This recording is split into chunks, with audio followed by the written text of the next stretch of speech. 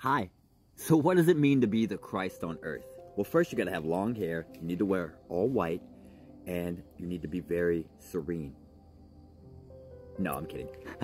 To be the Christ on earth is literally to embody the wisdom and power of God, the creative power of God that is within each and every one of us.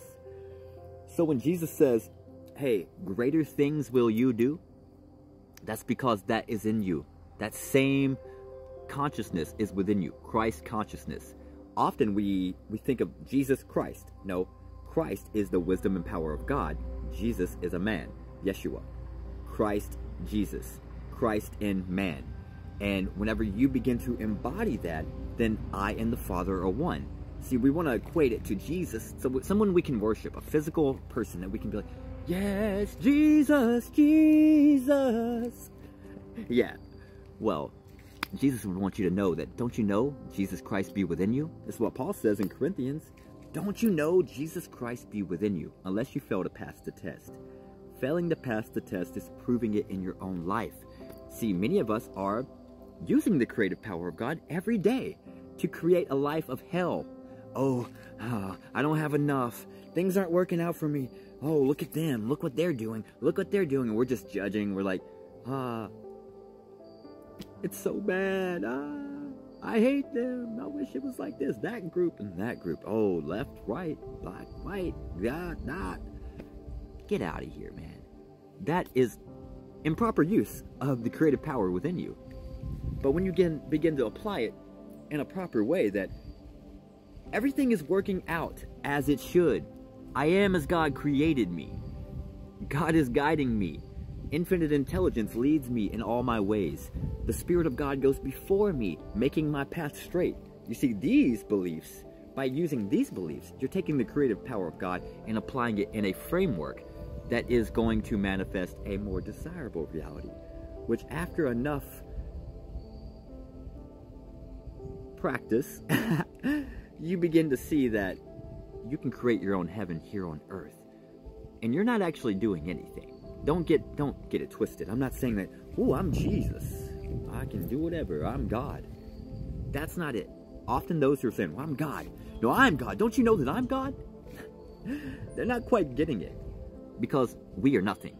The person talking to you right now, I am nothing. I'm literally a collection of my beliefs, a collection of like experiences, and I've kind of built this ego identity here, and it used to be run by a bunch of programs implanted by my parents, by school teachers, preachers, the government, friends, family. I then began to rework it and reprogram to build an ego character that is more conducive to love and light, to being of actual service and value in this world, to being the most authentic version of myself. But still, I'm going to die. Like, this is going to fade, this character. But who I truly am will never fade. The consciousness that is behind it, projecting it out. So when we realize that our ego is just a construct, and when we willingly lay it down, instead of saying, no, my will, I gotta do this, look what I've done. When we lay that down and say, hey, not my will, but thine be done, oh God. Oh, you've just done it there. You begin to program a new belief. You begin to step into this consciousness that God is guiding you, that God is flowing through you. And I don't know what to do. How would you have me be today? How would you have me act? What would you have me say? Where would you have me go? And you begin to go with that consciousness, then everywhere you go, everything you say, whatever you do is going to be in direct alignment with God. Because then I and the Father are one, as Jesus says. Whenever you step aside, then God flows freely through you. When you stop trying to do it your way and you say, hey, God, I don't know what to do today. Where would you have me go? And you get an impulse to just go to town. Okay, I don't know. Or go about your life that day, but go with God. Say, hey, be with me, God. Here, I don't know what today has in store, but what would you have me do? And you go about your day with that consciousness, expecting that God is going to point out things, or synchronicities and divine opportunities, divine encounters are going to come your way. That is what you're going to get. And when you go with that, you literally are stepping aside and saying, you know, today my agenda does not matter. I'm just going with God. And as you do so, there are people all over. like, usually you miss it because you're so like, oh, problems, and you miss like 30 people up here that were just like, hey sir, hey you, like, they may not literally physically be saying that, but their energy is screaming out, see me. Can someone see me today? I'm hurting. Can anyone see me today? Some of them are smiling, but their aura is screaming, can someone see me? I'm hurting. I'm hurting. I'm hurting. And because you're so, problems, you miss that. But when you go with God and you're open and you're a clear channel, a free, clear channel for God's Spirit to flow freely, people begin to get highlighted and you'll get that impulse. Hey, that person, I recognize that. I recognize that posture. I recognize that facial expression.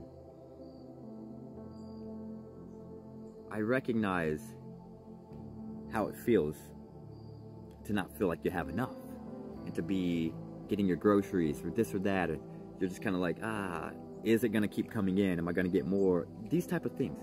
You begin to notice that, and when you step aside, God can come through you and then begin to speak into that person's life. And in that moment, you are God for that person. Now see, it's not like an ego thing, like, I'm God. No, it's when you go with God and you say, hey, God, use me. Literally, the Spirit of God within you possesses you in moments to channel through, to speak to others. You are the Jesus Christ in somebody's reality. You are the Christ. You are the God for someone else. You were an angel that day, whatever it is. If someone they need $5, they're hungry. They haven't eaten. They really are hungry. They need $5. And they don't know where it's going to come from. They're a little too prideful to ask. And you just see them sitting down on the street. Like, they don't want to hold up a sign or anything, but they're hungry. And you notice, there's something about that guy sitting on the street corner who just sits there. And you're at, like, McDonald's, wherever you go. Like, you see them. And you go over there and you're like, man, you have $5 in your wallet. You don't know that they need $5, but you're like, man, I feel like I'm supposed to give you this. You give them that $5, and then all of a sudden, that was their prayer. They were sitting there, man, I just need $5. $5 would do today, God. Now, they could have asked for more. God would have done it. But because they wanted $5, hey, and you were an open vessel in life that day, open, looking around. If it wasn't you, it'd be somebody else. But I'm saying, you go out like that, and you're like, open. You give that $5. Dude, you were the God for that person that day. God came through for that person through you. You go about your life, living your life as you normally do, but in their reality, God came to them in the form of you, because you chose to lay down your life for your fellow man. And this is the whole gospel, to die to thyself. Literally, die to yourself every day. I'm nothing. I am as God created me, but I am nothing. And how did God create us? Abundant, joyful, peaceful, just, love and light. That's all we are, love and light. You finally will begin to see, as you begin to apply this and step away, step aside, that God's always been there. God's always been right there within you, waiting for you to step aside. Everything that you've wanted to create in your life has been readily available for you. We've just been using this creative power in the opposite way, to focus it on what we don't have, what we wish we had, or what's going on, or what's happening, what they did, or what they're saying about us. Or, yeah, but who do you say that I am, right? Who do you say that you are? Why are you letting other people determine who you are? Who do you say you are? Who do you say that I am? You can say that I am no good, I am poor, I am heartbroken, I am sad, I'm depressed. Hey, or you can be stated this way: I am as God created me. I am victorious. Everything is always working out for me. I am abundant. I am prosperous. I am joyful. I am peaceful. I am love. I am light.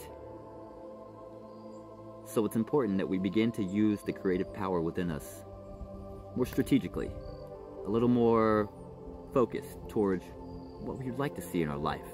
Remember, God be within you. Who could be against you? Blessings.